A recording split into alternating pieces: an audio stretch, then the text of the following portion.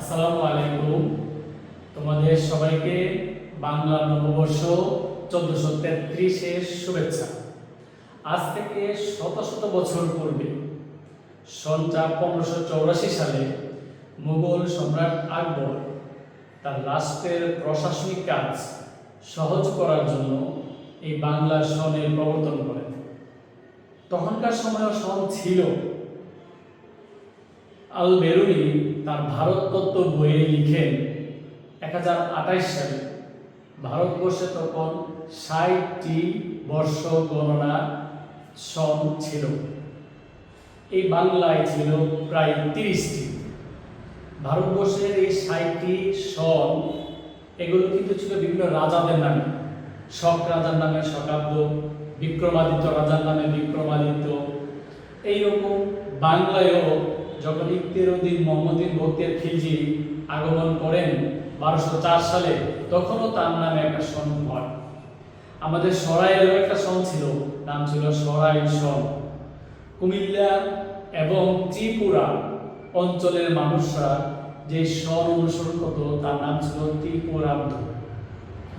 আমাদের এই যে চট্টগ্রাম নৃগোষ্ঠী যারা আছে তারা কিন্তু 3টা সন অনুসরণ করত, যেটাকে আমরা বৈশাখী বলি। বৈশু, সাংগ্রাই, বিজু। বৈশু থেকে বই, সাংগ্রাই থেকে সা, বিজু থেকে বি মিলিয়ে হলো বৈশাখী। এই 3টা সনকে এক করে তারা বৈশাখী উৎসব পালন করে।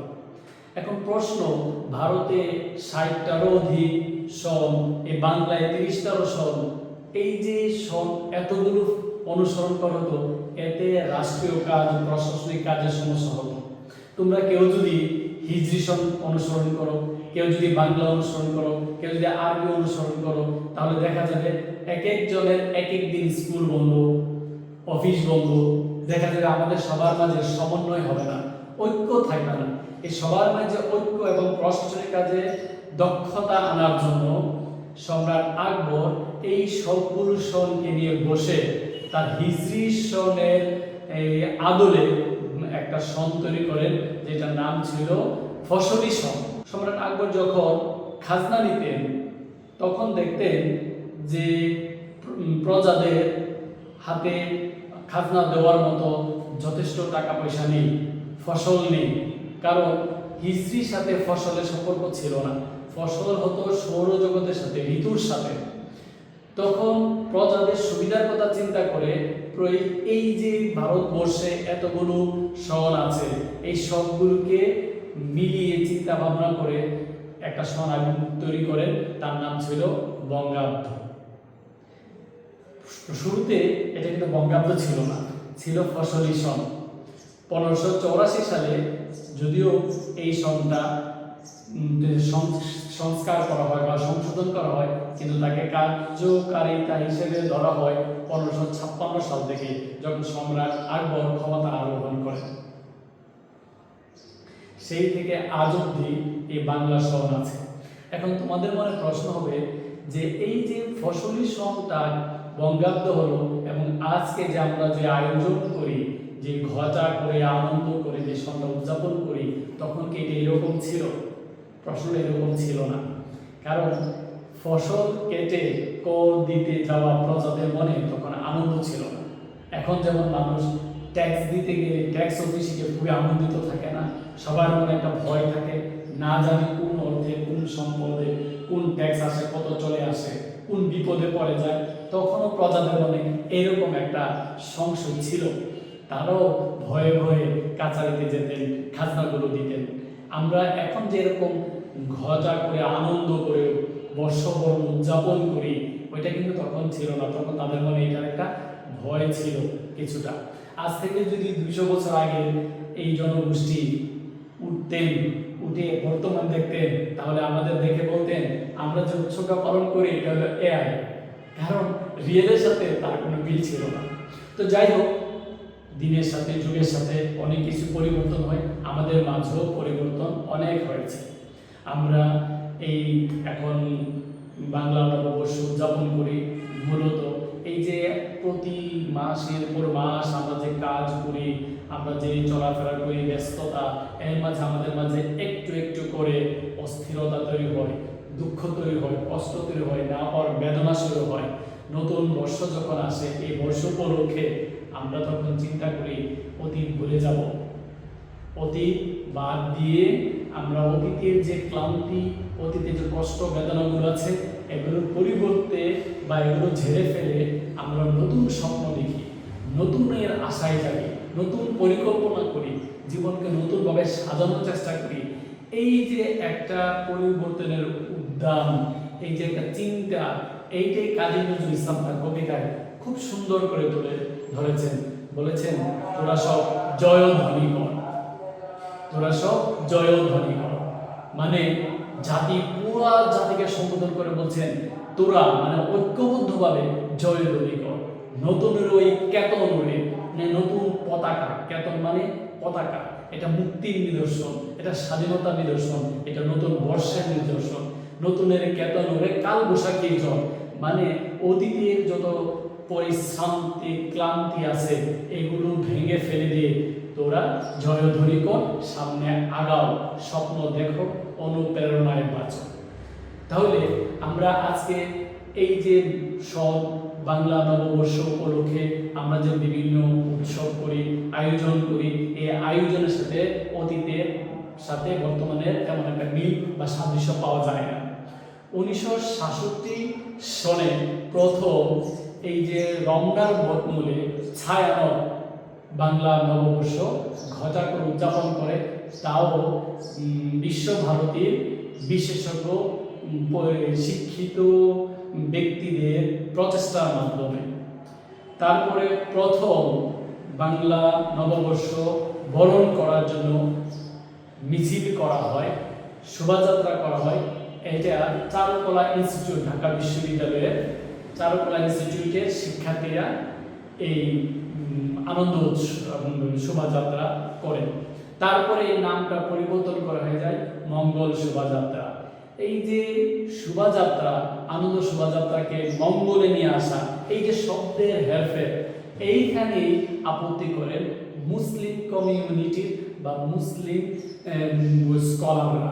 তারা বলেন যে শোভাযাত্রার মাঝে বা মঙ্গল কামনা করা এবং এই শোভাযাত্রা যে সিম্বলিক মিনিংগুলো, যেমন পেঁচাকে আমরা জানি যে লক্ষ্মী দেবীর বাহক, তারপরে বাঘ, হাতি, সিংহ, যেগুলো লক্ষ্মী দেবীর সাথে দেখা যায়, যারা শক্তি প্রদর্শনের সিম্বল।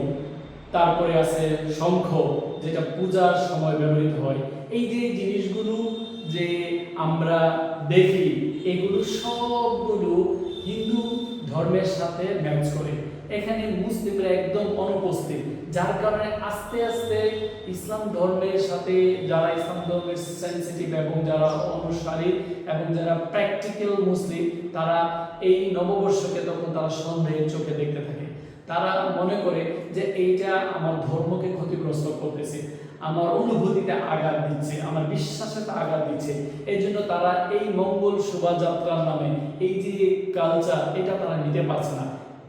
ব্যাপারটা হলো এই জায়গায় বাইতুল মুকাররমের খতিব মাওলানা ওবায়দুর রহমান নদভী, উনি এই বিষয়টা পর্যবেক্ষণ করে বললেন যে তোমরা শোভাযাত্রায় এই যে প্রতীকগুলি ব্যবহার করো, এই প্রতীকগুলি ব্যবহার যদি করো তাহলে মুসলিমদের অনুভূতিতে আঘাত আসে, যার কারণে তারা এটার সাথে যোগ দিতে পারে না, এটা উদযাপন করতে পারে না। এই মুসলিমদের অনুভূতিতে আঘাত না দিয়ে যাতে মিছিলগুলো করা হয় এবং প্রোগ্রামগুলো আয়োজন করা হয়, অনুষ্ঠানগুলো উদযাপন করা হয়। এই জায়গা হলো পয়লা নববর্ষকে কিভাবে আমাদেরকে একটা সাংস্কৃতিক আগ্রাসন হিসেবে দেখছে এবং আমাদের সাংস্কৃতিক বিশেষজ্ঞরা বলতেছে এই যে আগ্রাসনটা, এটা কলকাতা কেন্দ্রিক সংস্কৃতির একটা আগ্রাসন। কারণ আমরা দেখছি এই যে নিকট অতীতে এই মিছিলগুলিতে বাংলাদেশের বিখ্যাত ইসলামী স্কলারদের ছবি বিকৃতভাবে উপস্থাপন করতে এবং সাপের মুখে চাঁদ তারা এগুলো দিয়ে বিকৃতভাবে দেখাতে, তাদেরকে অশুভ হিসেবে চিহ্নিত করতে, তারা ক্ষতিকারক সমাজ হিসেবে চিহ্নিত করতে। তাহলে দেখা গেল যে বাংলা নববর্ষ কিভাবে যে তারা রাজনীতিকরণ করে ফেলছে, কিভাবে তারা আমাদেরকে ইসলামের বিরুদ্ধে দাঁড় করাচ্ছে। এই যে বাংলাদেশে যে সেকুলার যারা চর্চা করে প্র্যাকটিস করে তাদের তো কোনো উৎসব নেই, তাদের মৌলিকভাবে কোনো আদর্শ নেই, তারা একটা প্রোগ্রামের প্রয়োজন, এই জন্য তারা এই নববর্ষটাকে তাদের হিসেবে তারা গ্রহণ করে নিয়েছে, যা আস্তে আস্তে ইসলাম ধর্মের এবং মুসলিমদের বিরুদ্ধে দাঁড়িয়ে গেছে। তো আমার বক্তব্য হইল যে তোমরা নববর্ষ উদযাপন করো, নববর্ষ উদযাপন করতে কোনো সমস্যা নেই।